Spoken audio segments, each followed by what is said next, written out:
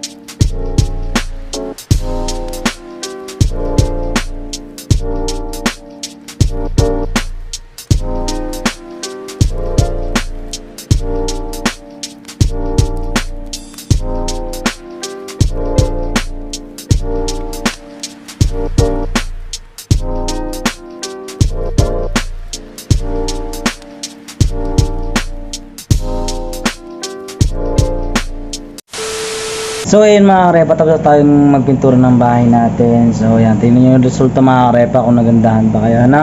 Tingnan nyo kung maganda. Charan! So ayan yung bahay ko mga karepa. So yun yung bahay namin. O diba?